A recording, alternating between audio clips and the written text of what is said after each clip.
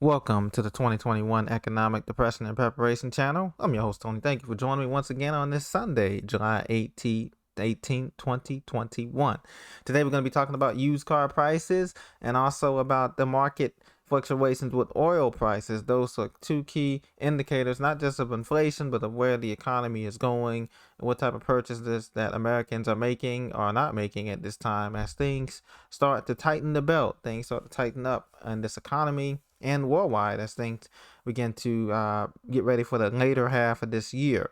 And so many cities across the country have opened up, fully reopened, but in California, they have reinstated the mandatory mask policy, regardless of if you had the shot or not. You have to wear a mask. I find that very interesting.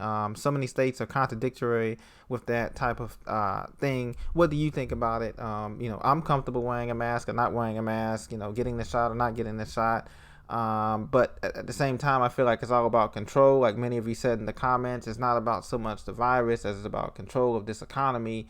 A slow burn depression, and this is gonna be the worst type of depression because we all just want this get over with, this collapse the whole thing, and then we can all figure it out from there. But this is gonna be a slow burn depression that's gonna last the next 10 to 15 years, unfortunately, because of all the money printing and funny money and things that's been going on in the economy. So let's get right into it. Used car prices are driving inflation higher, and why it won't last. It will last. The cost of buying cars has soared due to the pandemic. Well, nowadays, the average cost of a U.S.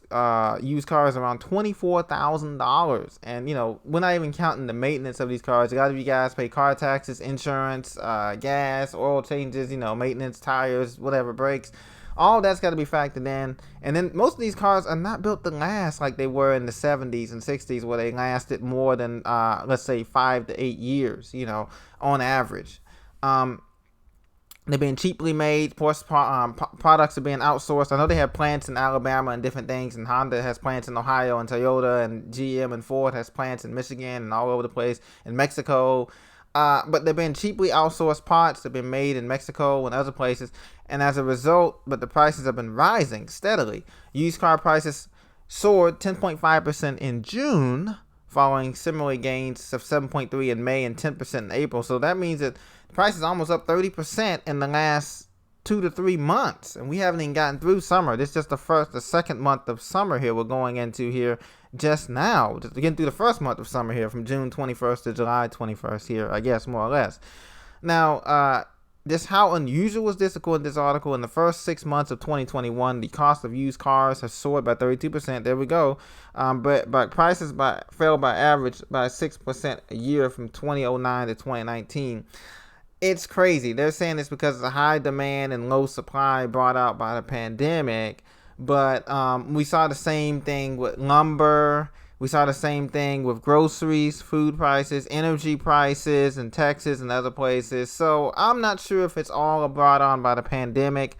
It's a combination of no sales. Remember, they weren't getting new car sales before this. Ford, GM, Honda, Toyota, you name it. Other companies, they weren't getting new car and truck sales, were lagging behind for the last 6 months. And so it's not just because of the pandemic. This has been going on before the pandemic, and it's just unfortunate that used cars have been going up. And then a lot of the rental car agencies, they had to buy in their fleet used car market. They had to go to the used car vehicle market to rebuild the fleets because, like I said, people weren't buying new cars because new cars were just way too expensive.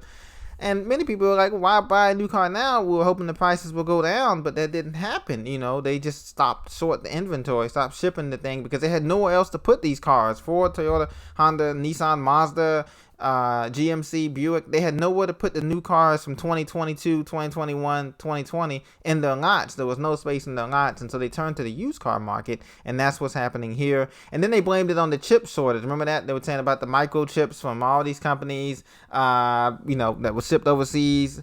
But you notice how that's faded away now. Nobody's talking about the chip shortage, at least in the media, but the prices are still elevated.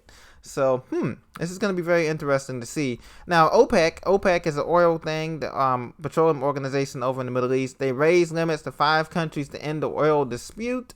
Oil is going to be a big issue coming up in the future. Conservative oil and water, more so water than oil, because water is a thing that most countries need and they have to get.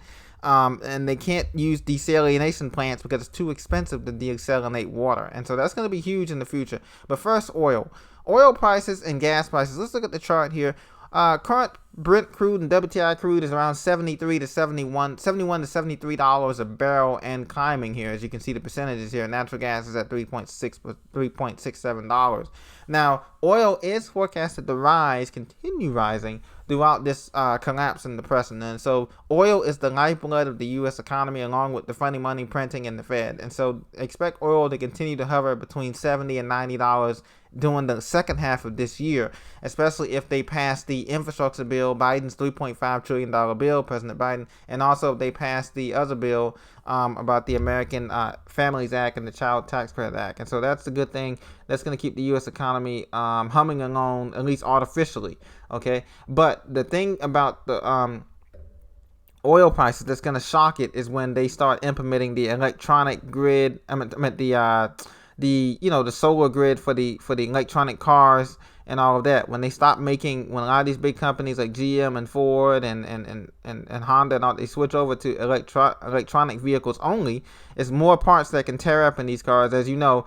And some of these new cars, the whole panel is LCD screen. There is no, and touchscreen. There is no controls or knobs, and that's just more parts that can tear up that you can't fix yourself. Especially when you have a gas and electric vehicle, and you look underneath the hood and you have all these sensors. It's just more parts that can tear up, and you have to bring it to the shop. You have to bring it to them, and it's just expensive, And so that's what's going to happen. That's the only thing that's going to drop the price of oil in the future at this time.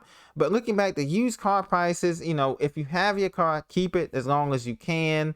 Don't get suckered into a new one unless you absolutely need it. And then, of course, you can do like Dave Ramsey say, pay cash for it or take out a loan. But, I just don't get a 6, 7, 8 year payments. I just don't feel the need to do that right now. I've had that before, and I know most of you guys know how that works. And so you end up paying more in interest than the vehicle's even worth.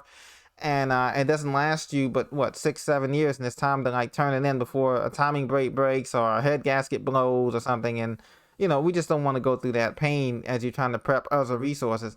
Now, if you're in the city, obviously you have the option to pet metro and public transportation, but even that's getting kind of shaky recently here in a lot of cities, from LA to Chicago to DC to New York. And so you can do that option too as well to help cut back on emissions and saving gas and saving things as of now.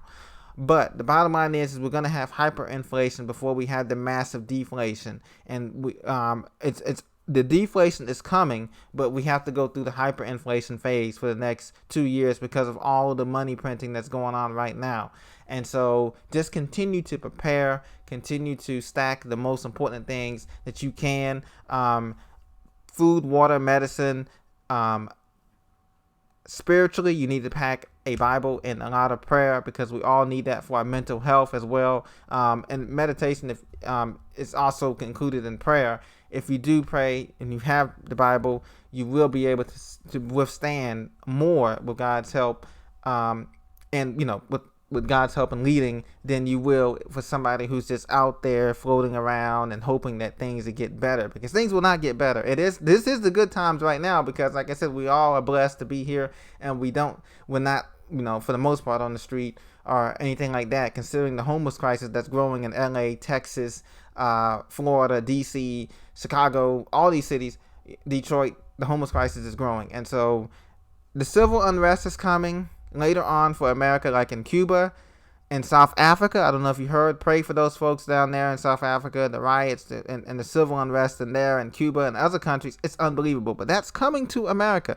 But we have to thank God we have time to mitigate these damages that we're going to see, because there's going to come a time where the media and everybody, and I can't say too much about this, but there's going to come a time where the media and everybody's going to be promoting one thing, but you're going to see on the streets of America a totally different scenario, and the disillusionment and the anger and the frustration is going to be taken out on innocent folks, civilians and innocent people. And that's going to be the sad part about it. It's not just on us, on Americans, on everybody who's trying to do, the right thing by God's grace and to help each other out is could be caught in some type of crossfire. So we got to be careful. We got to stay prepared. We got to stay prayed up. We got to stay vigilant. But just want to give you the update on the used car prices and also on the oil prices, to be mindful of that as we head into the second half of this year, and all of these bills get pushed through before the midterms next year in 2022, because after that it's going to be a stalemate in Congress and the Senate, and you know how that goes politically. That's going to cause a lot of depression and collapse in this economy, and that's if we don't go through a lockdown. But most of you know that we're going to a second lockdown. I don't know when, but probably in this before the winter time, sometime around October time frame, or maybe a little bit later after that, we should be into the second lockdown due to this pandemic or fake pandemic or whatever you want to call it. So guys, be prepared, stay blessed, and I'll talk to you very soon. Thank you for listening to me, and have a blessed Sunday and the rest of your weekend.